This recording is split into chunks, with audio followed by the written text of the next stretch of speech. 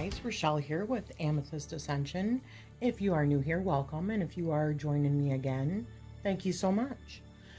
So, what this video is going to be about today is the elements and the sounds and mantras and chakras, all that's associated. I had started looking, oh my gosh, over a year ago at different mantras and stuff. And I wrote in my book here a bunch of different stuff. This is kind of, some of the stuff just to show you, like, I've talked about frequency and the wavelengths and stuff like that. So I came across a bunch of information a while ago, which got me started on wanting to make some malas, which this is a mala. Malas come in 108 count beads,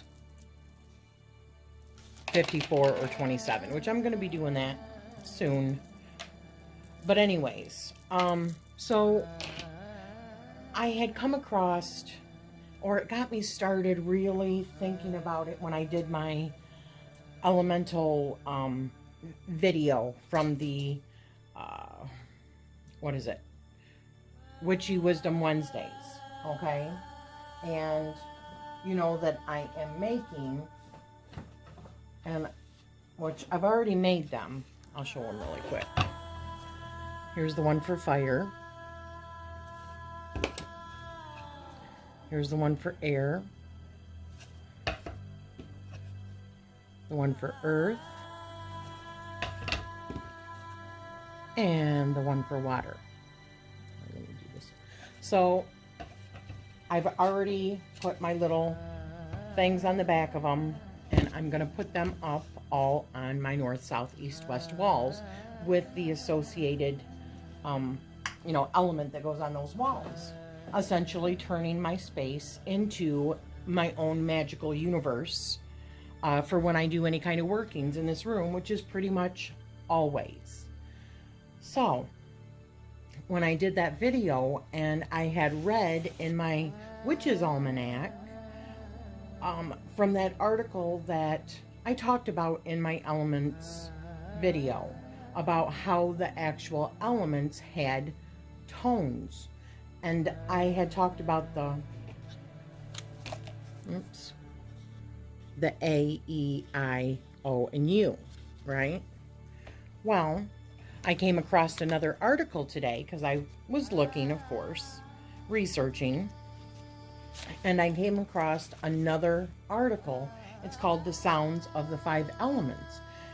And when I started reading this, I was like, oh my gosh, just another synchronicity, okay? From things that I researched and then maybe got thrown off by something else. And that was these, which is the root chakra, sacral, solar, plexus, heart, throat, third eye. You know the 7 chakras, right? And these are the mantras that are associated with them. So let me just read this article to you, and I am going to be putting links down below in the description to all of the places that I am resourcing, okay, or using as references. So this is an article that I came across. It's from magicalrecipesonline.com, and the article is called The Sounds of the Five Elements. And this is what it says. In magic, there are 5 elements: spirit, air, fire, water, and earth. Feng Shui gives us a different set of 5 elements, and even those in common don't always share the same properties. But this article won't refer to these ones. Each element has its manifestations and its spiritual form, the real power and energy of it. Sound is a vibration, a form of energy. By using an appropriate sound, we can attune ourselves with the energy of an element. As manifestations of the elements, I mean the physical forms of them. For example, some of fire's manifestations are heat, physical fire, and the thunderbolt. Spirit's manifestation is not really material, it's the mind, but let's call it manifestation. We can say for simplicity that the physical organ of brain is made by the element of earth and ruled by the element of spirit. I'm just saying this to make clear that the mind and the brain are two different things. So here we are going to see some sounds that can help us attune ourselves with each element and control its qualities to a degree. Controlling the manifestations of the elements is more complicated, and we aren't dealing with this in this article. A quality is a different thing than a manifestation. For example, speaking is a quality of air. By these sounds, we can also empower our elemental magic and the tools of the craft. We can bless, for example, candles and the wand with the vibration of fire, things like that. But we can use these sounds for casting simplified spells, if you permit the expression. So the sound of spirit. Most of us are familiar with the sound of Om. Om. This is the vibration of the spirit. According to Hinduism, all creation was created by this sound. And this sound will also end the world. Everything is vibrated by the sound of Om. But it is up to you whether you'll agree with this or not, which I personally do. By using the sound of Om, we can empower our spirit and attune ourselves with our divine nature as well as the divine plane and beings. Purification of the spirit can also come from this sound, as well as purification of the energies of the area that's around us. By using this sound, we can empower our magical powers as well. We can do this just before our spell casting to have better results in our spells. If we want to have more permanent results, we should use the sound daily until we have reached a level of magical power that we desire. So then we go on to the sound of air. And let me just add something here for you. You see Om? Well, another article that I'm going to show you shows that Om is associated with both the crown chakra and the third eye chakra. Okay? So, the sound of air. The sound of air, or the sounds of air, are ham or hum and yam. In my personal opinion, hum is more airy, while yam has a more earthly feeling. It's like the way air interacts with the material nature. Try each sound in different sessions and see how you feel about them. Then decide which one helps you the most. Air rules, amongst others, intellectuality, speech, hearing, the feeling of touch. It can help you to stop rumors, express your feelings and thoughts, have better results in job interviews, achieve better results in your studies and tests. Internet is ruled by air, so advertisement through internet can also be supported by these sounds, and the promotion of your web-based business as well. So then,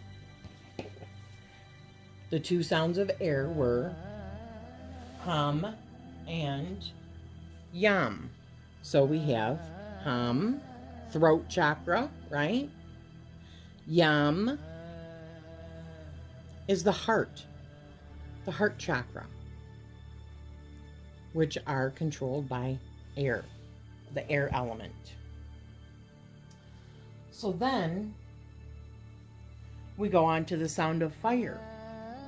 The sound of fire is Ram. Ram is also the name of Lord Rama. And according to Hinduism, even the mere mention of his name can fill your life with all kinds of blessings. So using Ram can benefit you in unpredictable ways as well. Fire rules and raises passions and enjoyment. It gives energy, physical and spiritual. It can empower sexuality and sensuality. Also, fire can promote the metabolism too. Enthusiasm, self-confidence, and seductiveness are under fire's dominion. Blood is also considered as belonging to fire. So Ram can help you with blood-related problems. Removing blocks and burning away problems, evil spells and evil spirits are also in attitudes of fire. Creating success, personal or not, too. In their opinion, fire, let me go back up here, the most flexible of the elements as it rules creation and destruction. Whatever we want to achieve, we can express it as a creation, a destruction, or a combination of them both. For example, wealth belongs to earth. The enjoyment of it, though, belongs to fire, passion. But this is not what I'm commenting on right now. So let's say that we want to become wealthier. We can destroy poverty, we can create riches, or we can do both. These are attitudes of fire. Love is water. Passion is fire. One seeking a new love can destroy loneliness and create a joyful relationship. With such a way of thinking, everything can fall under the dominion of fire. Of course, an expert mage of an element can do everything by the use of this element alone, but fire provides a simplicity to it, and it is a fast-working element as well. Of course, respect fire as much as or more than you would respect fire. Infuriating the element can be extremely disastrous. Now we go on to, and fire is Ram, solar plexus, power, ego, passion, okay? The sound of water. In ancient Greece, there were 4 schools, each preaching which the original element is. In other words, which element creates the rest. Heraclitus, I'm sure I'm butchering that. The school of fire overwhelmed the rest. So, in Western magic, fire is considered the original element for those who care about ratings. In Hinduism, though, water is the original element, and waters gave birth to fire, which then gave birth to everything else. That's why in the Vedic spells, how to gain more wealth and divine protection and guidance, Lord Agni, the fire, is summoned as offspring of the water flood. Very interesting. So the sound of water is Vam. You can use this sound to heal or raise emotions. Freedom, flexibility, and adaptability are also under the dominion of water. Charm and bewitchment belong to water as well. Astral traveling and the astral plane in general belong to water. So the sound of water can help you work with these. Reformation and illusions are also under its influence. Some will even say that magic as a whole is water. So we show that water, being Vam, right here, is the sacral, sensual, creative inspiration, reproduction. Vam, water. Interesting. So then we move on to the sound of earth. The sound of earth is Lam. It can help us ground ourselves. Earth rules money and riches. It also buries what we need to end and sprouts what we need to give life to. It heals the body and manifests the wishes. As a funny experiment, if you have a garden or something alike, use the sound Lam there to see the results. So if you want, and I've said this before, and I do have a video coming up on Wednesday that's going to be talking about wording in your spell work.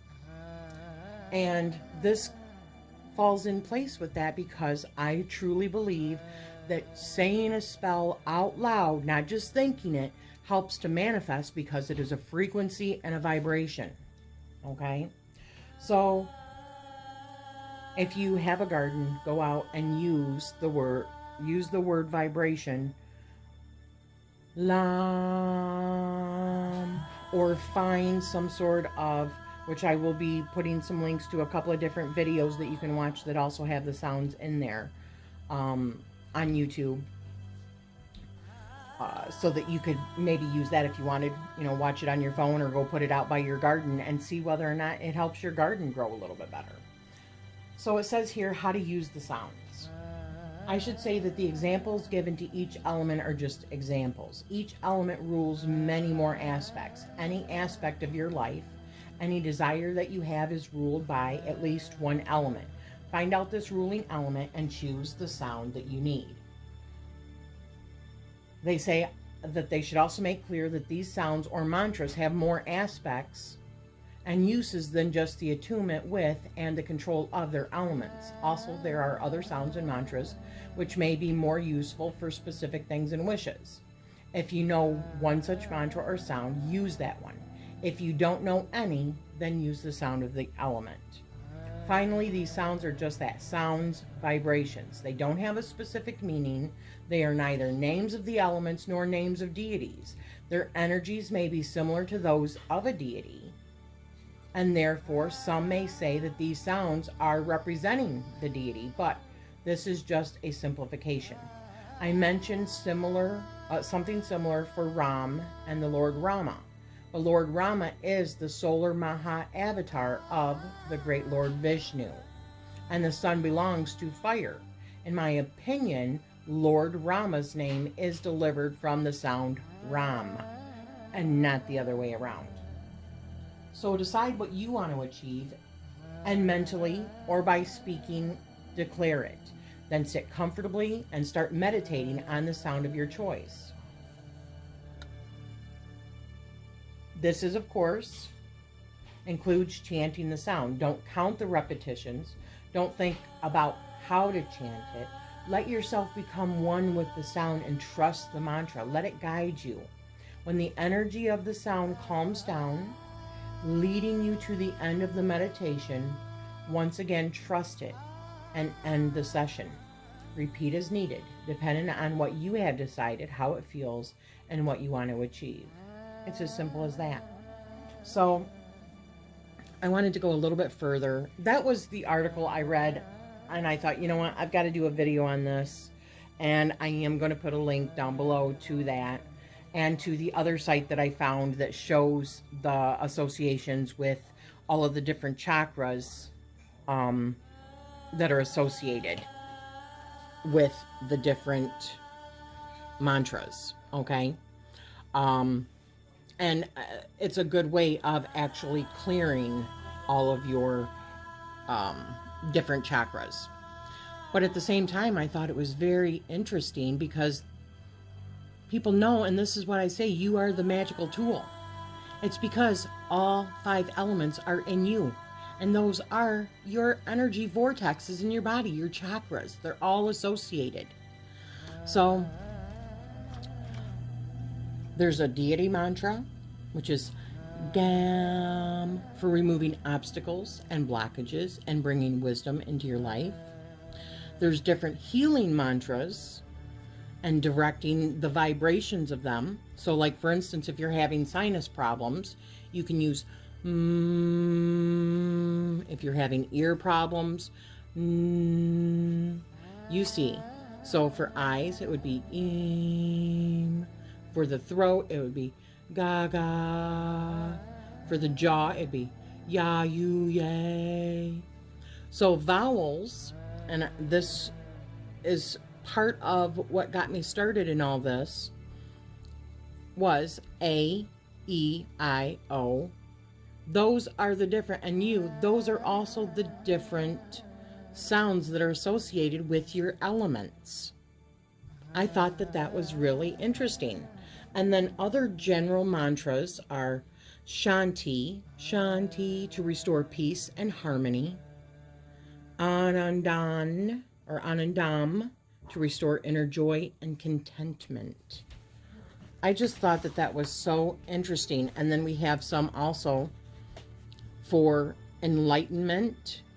So Om Burbuva Suvaha. And there's other ones over here. So I think that's, yeah, okay, that is it, guys. I wanted to show you, I just thought it was so interesting about the elements and about doing the vibrational work in order to help us to heal, in order to help bring about prosperity. There's different things that you can research about, not only like spiritual enlightenment and help you to find enlightenment. Om can help purify. Where did I see that? Okay, let's see. This is what it says. The Bija Mantras means seed. The Bija Mantras are one-syllable seed sounds that, when said aloud, activate the energy of the chakras in order to purify and balance the mind and body. So when you speak the Bija Mantras, you resonate with the energy of the associated chakra, helping you focus upon your own instinctive awareness of your body and its needs. So what is a chakra? In Sanskrit, chakra translates into wheel. These wheels can be thought of as vortexes that both receive and radiate energy. And there are 7 major energy chakras in the human body. They run from the head, or from the base of the spine to the crown of the head. Emotions, physical health, and mental clarity affect how well each chakra can filter energy. This in turn dictates how pure the energy is that is emitted from the different regions of the body. So, as I said, you have Lam, which is the chakra, which is also your earth element. You have Vam, which is water, which is your sacral chakra. You have Ram, which is your solar plexus, which is fire. You have Yam and Ham, which are your air elements, which are your heart chakra and your throat chakra. Then you have Om, 4, according to this, both your third eye chakra and your crown chakra. Third eye chakra being about, your intuition and your higher self, that connection, unlocking like certain things, your psychic abilities and stuff like that. And your crown chakra being that is like your divine connection to like the universe. Okay, so even like when I do Reiki, that's what I do first, is I open up the crown chakra in order to start receiving that energy.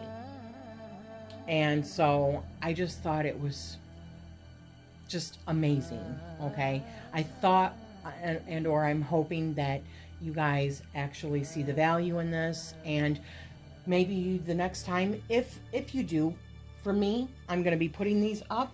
I'm going to be charging my symbols with the appropriate mantras, as well as I'm going to be making some spell work for them, for what I want them, to be used for in my room.